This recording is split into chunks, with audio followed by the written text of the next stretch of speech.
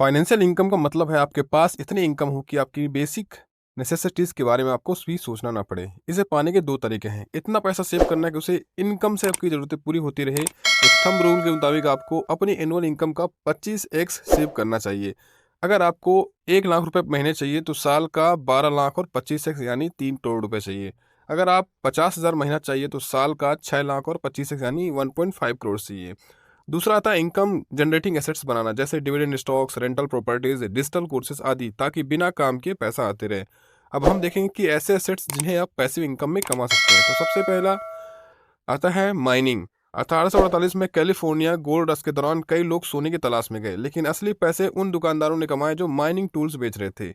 यही हाल crypto mining में हुआ, जो कुछ लोगों ने बिटकॉइन माइनिंग में पैसा कमाया तो कुछ ने माइनिंग रिंग्स और ग्राफिक कार्ड्स बेचकर मुनाफा कमाया। इसके बाद आता है माइनिंग रिग्स बेचना। जो लोग क्रिप्टो माइनिंग को रिस्क मानते थे, उन्होंने खुद माइनिंग करने के बजाय माइनिंग रिस्क बेचकर पैसा कमाया। 28वां आता है माइनिंग हार्डवेयर बेचना। कुछ लोगों ने पूरे माइनिंग रिग्स बेचने की बजाय सिर्फ उनके पार्ट्स जैसे ग्राफिक कार्ड्स, मदरबोर्ड्स आदि बेचे और अच्छा प्रॉफिट कमाया। 27वां आता है रेंटल प्रॉपर्टी। एक व्यक्ति ने अपनी जॉब के साथ साथ हर साल थोड़ा थोड़ा इन्वेस्ट करके एक पूरी रेंटल प्रॉपर्टी तैयार की। अब वह पूरी तरह से रेंटल इनकम पर निर्भर होकर फाइनेंशियली फ्री हो चुका है। 26 आता है REIT, real estate investment trust. अगर आपके पास रेंटल प्रॉपर्टी खरीदने के लिए बजट नहीं है तो आप RIETS में इन्वेस्ट कर सकते हैं। ये म्यूचुअल फंड की तरह होते हैं, जहां प्रॉपर्टी से मिलने वाला रेंट इन्वेस्टर्स में बांटा जाता है।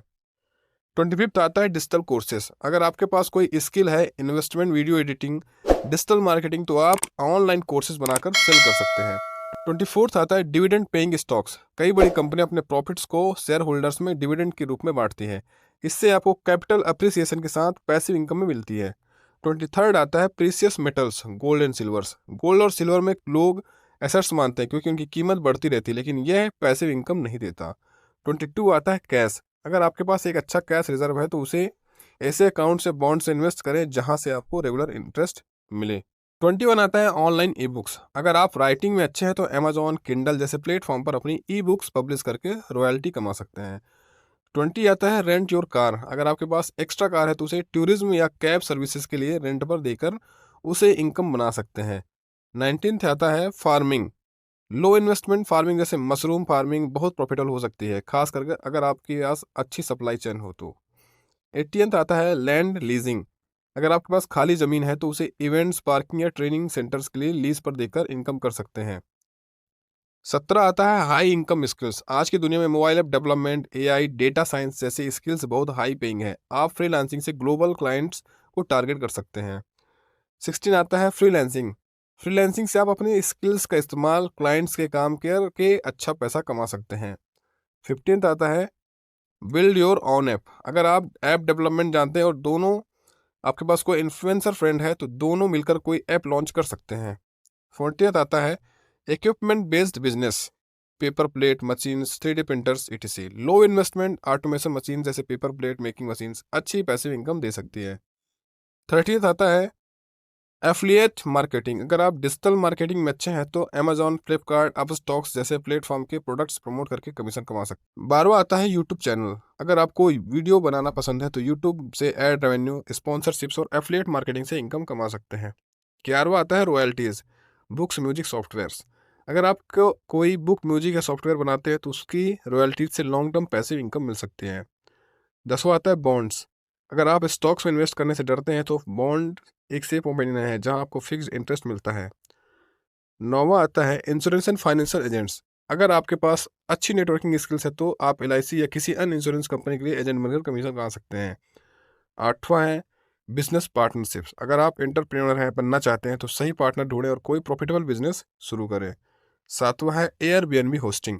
अगर आपके पास कोई एक्स्ट्रा घर या कमरा है तो उसे Airbnb पर रेंट देकर इनकम कमा सकते हैं। 6वां आता है एंजल इन्वेस्टिंग। अगर आपके पास एक्स्ट्रा कैपिटल है तो आप अर्ली स्टेज स्टार्टअप्स में इन्वेस्ट करके बड़ा रिटर्न कमा सकते हैं। 5वां है B2B सर्विसेज मार्केटिंग एजेंसीज। कई बड़े बिजनेसेस अपने ऑपरेशंस आउटसोर्सेस करते हैं। आप डिजिटल मार्केटिंग, सेल्स या कॉल सेंटर जैसी सर्विसेज प्रोवाइड कर सकते हैं। 4 है इंडेक्स फंड। अगर आप सेफ लॉन्ग टर्म इन्वेस्टमेंट चाहते हैं तो इंडेक्स फंड में SIP करें। यह 10-20 साल में कंपाउंडेड रिटर्न देता है। थर्ड आता है प्रिंट ऑन डिमांड। अगर आप ग्राफिक डिज़ाइनिंग जानते हैं तो प्रिंट ऑन डिमांड प्लेटफॉर्म पर अपनी डिज़ाइन बेचकर प्रॉफिट कमा सकते हैं। दूसरा आता है ड्रॉप शिपिंग। अगर आप ई कॉमर्स में इंटरेस्टेड है तो ड्रॉप शिपिंग मॉडल से बना इन्वेंट्री रखें, ऑनलाइन बिजनेस कर सकते हैं। और पहला आता है knowledge, the ultimate assets. Warren Buffett का कहना है the best investment you can make is in your self. अगर आपके पास नॉलेज है तो आप किसी भी एसेट को बना सकते हैं और फाइनेंशियल फ्रीडम पा सकते हैं। आपको कौन सा एसेट सबसे ज़्यादा इंटरेस्टिंग लगा कमेंट में बताइए। अगर आप चाहते हैं कि पर्टिकुलर एसेट पर डिटेल वीडियो बनाऊँ तो प्लीज़ बताइए।